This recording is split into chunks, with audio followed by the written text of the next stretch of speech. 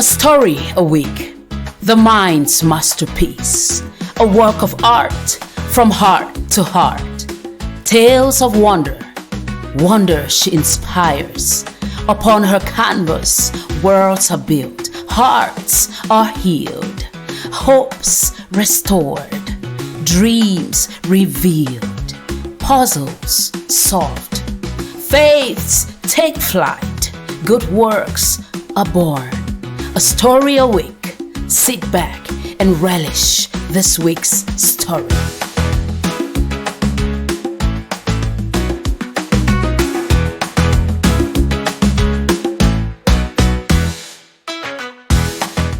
The unseen thread.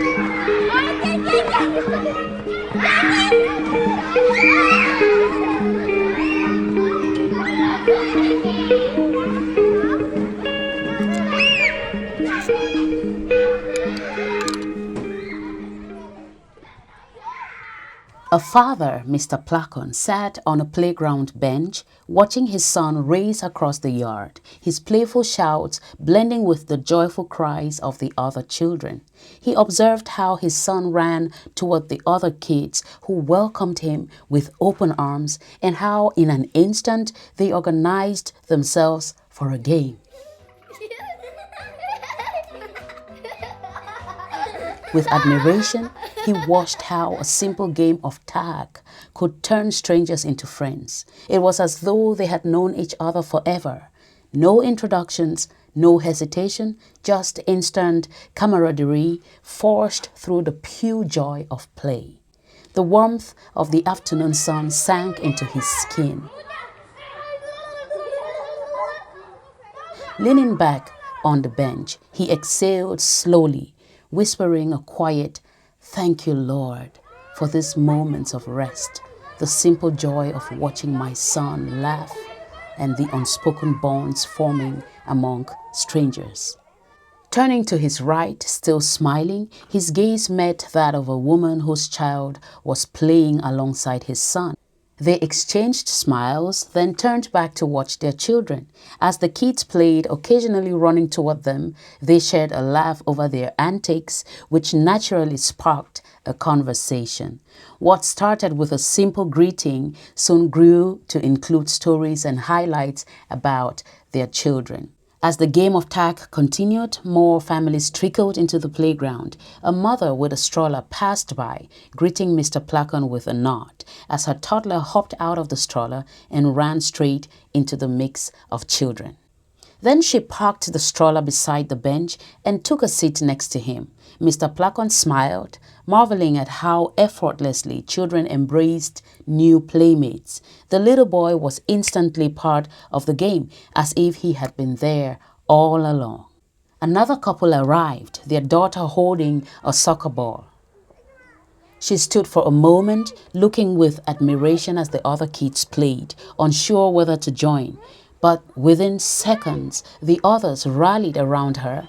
"You are it!" one of the boys shouted, and just like that, she was swept into the fun, laughing along with them. Mr. Placon observed with quiet appreciation. There was something heartwarming about how effortlessly children build friendships. They weren't concerned with differences or backgrounds. They just wanted to play, to connect, to belong. "Love one another as I have loved you."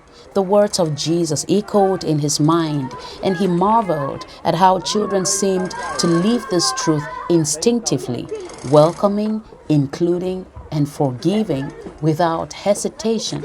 He noticed the woman beside him had joined in a conversation with another mother, both laughing as they shared stories about their children, their quirks, mischief, and the joys and exhaustion of parenthood. Parenting's a playground, spinning so fast, laughing through the tantrums we know won't last. Joy in the chaos, love in the mess. Exhausted but grateful, I wouldn't trade less. Wake up, call it 5 a.m. sharp. Soon, more parents gravitated toward the benches, exchanging smiles and nods, drawn together by their children's carefree camaraderie. A father who had been watching from a distance finally walked over with a friendly wave. "Kids are fun to watch," he said as he took a seat next to Mr. Placon.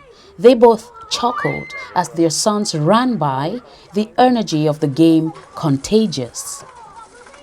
What started as a small talk soon deepened. Conversation shifted from discussing the kids to the challenges of balancing work and family, the fleeting nature of childhood, and the little joys that made parenting worth it.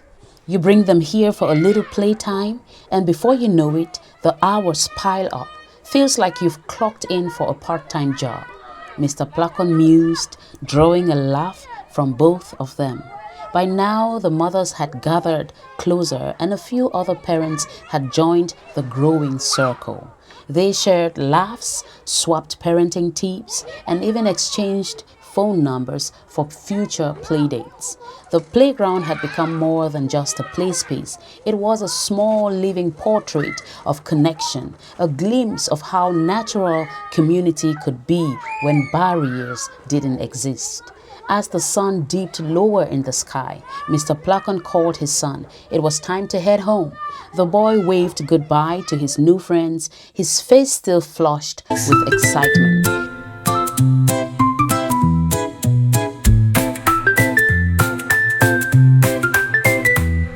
At home, after a refreshing shower, they sat down for dinner his wife had prepared. As they ate, Mr. Placon shared his experience at the playground with his wife, particularly how they had exchanged numbers, and his wife found it intriguing. "Why not create a WhatsApp group?" she suggested. "That way you can all plan play dates together." Mr. Placon considered it and liked the idea. That night, he set up the group, adding the parents he had met. Over time, casual visits to the playground evolved into intentional gatherings. They planned outings, and one parent suggested a picnic given the warm summer days. At the picnic, families brought food to share, and the children, already bonded like siblings, ran freely, while the parents engaged in conversations over bites. There was laughter, deep talks, and moments that felt like they had all known each other forever. They even organized games that included both parents and kids, strengthening the sense of togetherness. At one point, Mr. Placon's wife sat beside a woman who had been quiet for most of the gathering. As they talked, the woman shared about the struggles of being a single mother, the loneliness that As a sometimes single mother, crept the weight in. of the world rests heavily on my shoulders. It's been hard, but getting to know all of you, it's like I've found a little family. Just know that you're not alone. We're here for each other. That evening, as Mr. Placon and his wife reflected on the day, he remarked, "It's amazing how places like the playground can connect people in a bigger way. It almost feels like a small version of the world. Kids don't overthink relationships. They just embrace each other. It reminds me of Sundays at church, how believers from all walks of life gather, drawn together not by background or status, but by a shared faith, a belonging deeper than words." His wife nodded. "It's how people are supposed to live, in community. It reminds me of Adam and Eve. They weren't just the first family, they represent the foundation of all human relationships. God designed us to need each other. From them came generations upon generations, different but still connected. And then there's Christ. He came to reconcile all into one family, the family of God."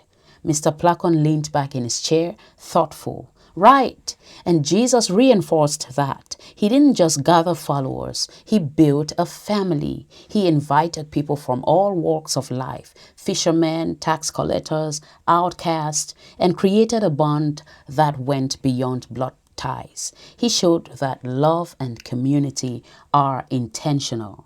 His wife smiled. That's exactly what the church is meant to be, a family, and a family in action, not just about blood relations, but about belonging, about seeing each other as brothers and sisters like those kids in the playground. Maybe that's why Jesus said we should have faith like a child, because children don't build walls, they build bridges. Mr. Placon exhaled, a deep warmth filling his chest. It's simple, isn't it? Love God, love people, and in that we find family. His wife reached for his hand. Yes, because at the heart of it all, we were created for community. And in that quiet moment, they both knew the beauty of family wasn't just found in shared bloodlines, but in the hearts willing to embrace one another.